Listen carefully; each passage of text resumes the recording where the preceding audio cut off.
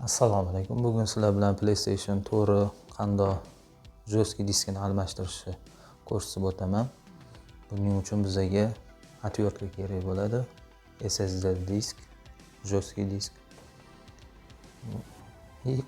To'g'ri qo'lda kerak bo'ladi. Xudo xolasa bismillah deb ishni boshlaymiz. Jo'ski diski mana bu yoqda turadi. PlayStation 4 Slim meniki. Uni ochish uchun mana bundoq surasizlar. Chekkaga hech bolani bo'shatish shart emas. Chekkaga sursanglar o'zi ochiladi.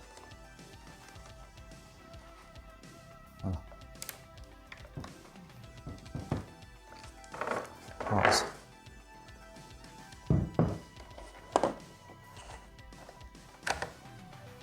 Surdinglar ochildi. Mana sekin ochib olasizlar. Keyin bu yerdan bitta shu boltni bo'shatib olamiz.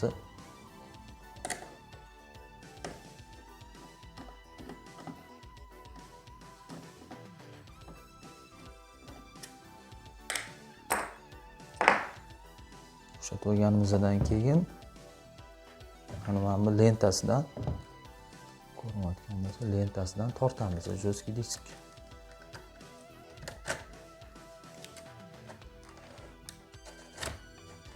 Sekin tortsangiz chiqadi.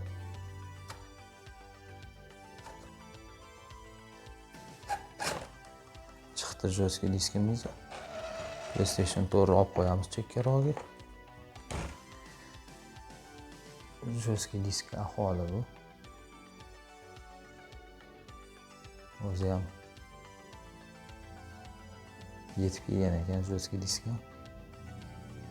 Xo'sh, buni chetlaridagi boltlarni bo'shatib olamiz.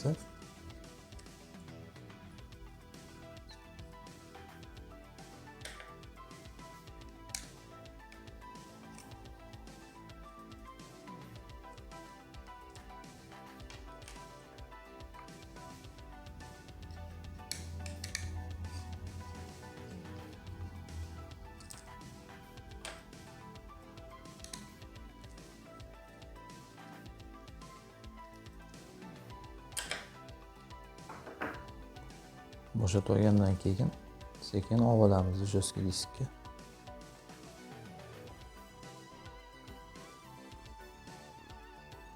SSDni mana bu teshiklariga mo'ljallab, teshiklari to'g'ri kelishi kerak. Bolt qotirayotganda ahamiyat beringlar.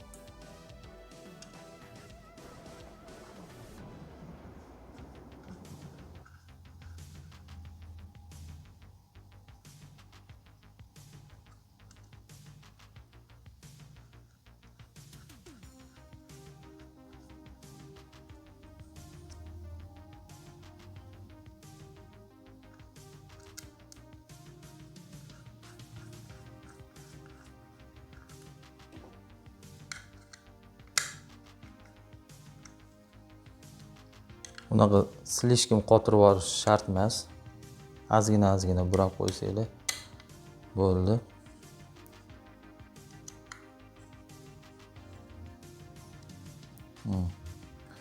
Jo'ski diskimiz tayyor. SSD. Buni SSD qo'ysanglar, skorsida ancha farqi bo'ladi. Hozir bunga proshifka qilamiz. Yangi programma o'rnatamiz. O'yinlarni ham tekshirib ko'ramiz, qanchada tez ishlayotganini, qanchada yonib o'tishlarini ham ko'ramiz. Xuddi shunaqa qilib yana tiqamiz PlayStationga.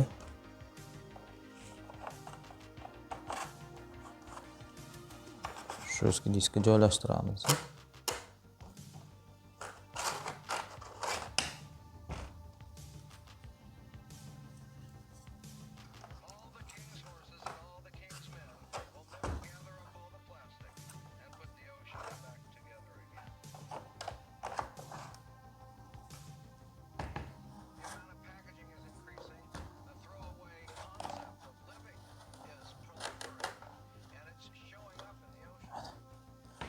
joylashdi. Ozgina do'sh chiqqaniga noto'g'ri tiqib olmanmi deb o'ylab qoldim-da. Joylashdi. Joylashgandan keyin krishkasini qandoq yechgan bo'lsak, shundoq yana taqib qo'yamiz.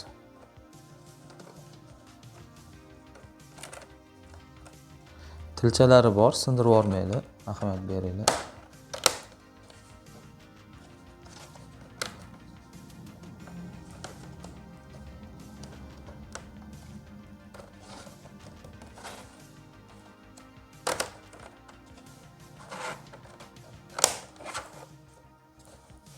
Mana tushdi. Hamma joyi tushdi. Bo'ldi, endi ish xudo xolasa prashkada qoldi. Endi kompyuterni yoqib prashkani tashlaymiz, prashka qilamiz.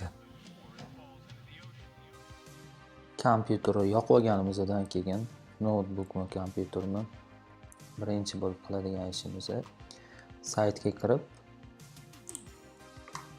PlayStation 4 uchun bizga kerakli versiyani sketchat qilib olishimiz kerak. Agar versiyalar o'ziniki oxirgi marta, masalan, meniki 9 turibdi, 9 prashka turgan bo'lsa, 9-prashkani sketchat qilamiz. Masalan, 10, 11, 12 sketchat qilib olmaydi. Xo'sh, kiramiz. Oxirsiga kiramiz. Mana bu yerda chiqib keladi. Hamma kerakli prashkalar. Meniki 9, masalan, dovlan bosamiz, sketchat bo'ladi. Sketchat qilib bo'lganimizdan keyin bu saytda men videoni tagiga silkasini tashab qo'yaman, yozib qo'yaman.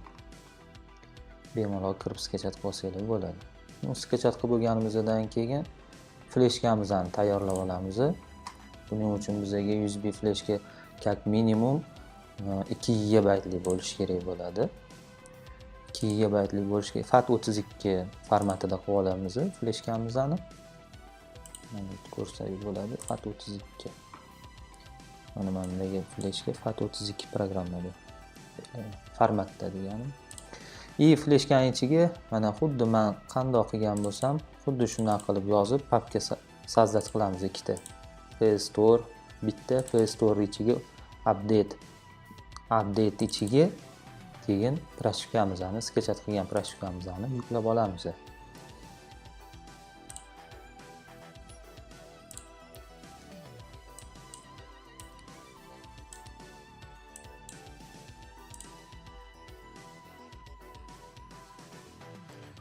Prashkamizni yuklab olgandan keyin nomini o'zgartiramiz.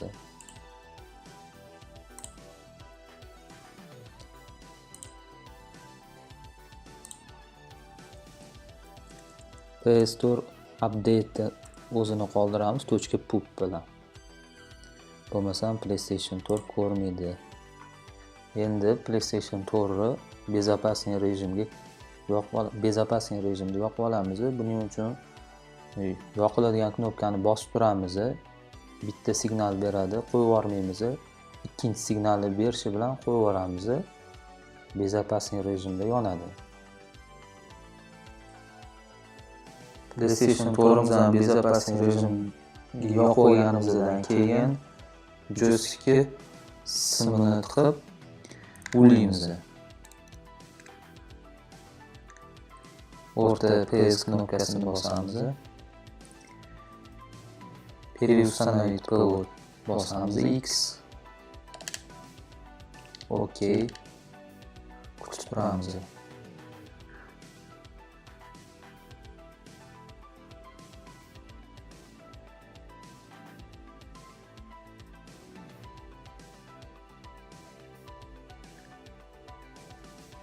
Birinchi o'zini formatiga o'tkazib oladi. Joystick diskimizni formatiga o'tkazib oladi.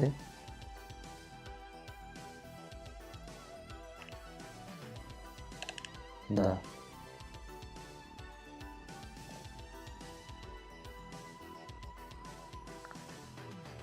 Siz bo'lgani uchun tezroq bo'ladi.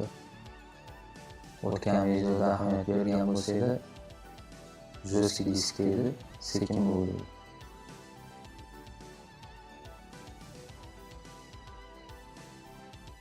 O'chib yonadi. PlayStation kutib turamiz.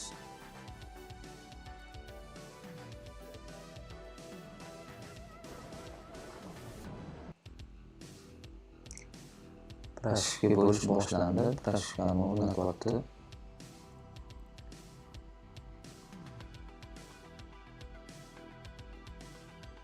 Bir xilisi qatdan bilsa bo'ladi, yana jo'ski disk yetmaganini. Plastikga qo'yayotganida oxirigacha boradi, qotib qoladi, yil yarmigacha keladi, qotib qoladi. Bu ham jo'ski diskdan bo'ladi sabablari. Plastikdan urib bo'lmasligining sabablari shu bo'ladi. O'yinlarda qotishni boshlaydi.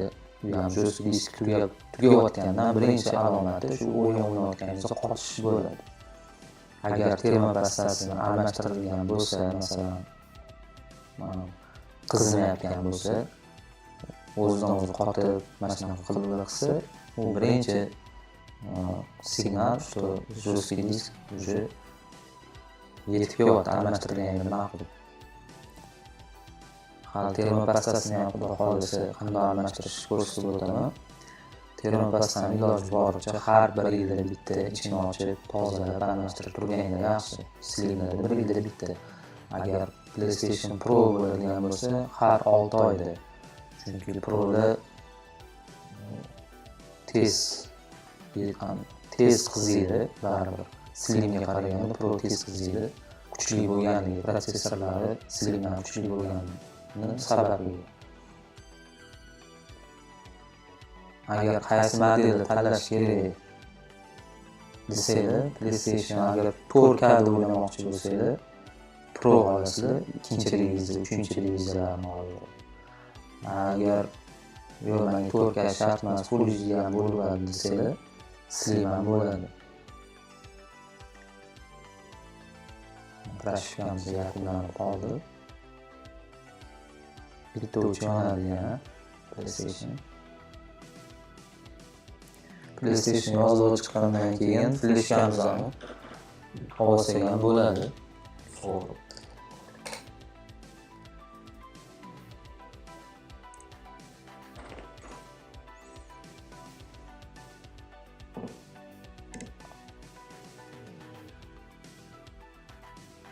Sim bilan ulayapti PlayStation jo'stigini. O'rta knopkasini bosamiz, o'zimizga tushunarli tilda tanlab olamiz. Men ruslarni tanlayman. Meniki koreyskiy versiya bo'lgani uchun oldingi videoda aytganimdek yana dumalab o'tib qoldi. Internetga hozir ulanib turamiz, propustik.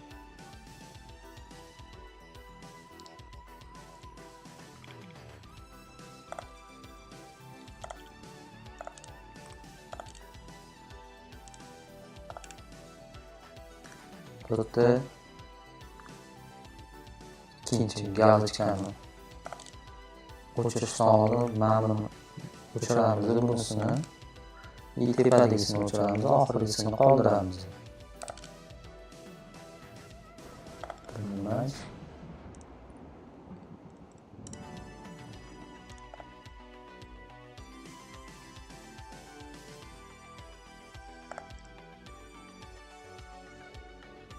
SSD bilan yondi. PlayStation'imizda birinchi qilib oladigan ishimiz bu internetni o'zidan o'zi obnovleniya bo'lib ketmasligi uchun avtoobnovleniyalarni o'chirib chiqamiz.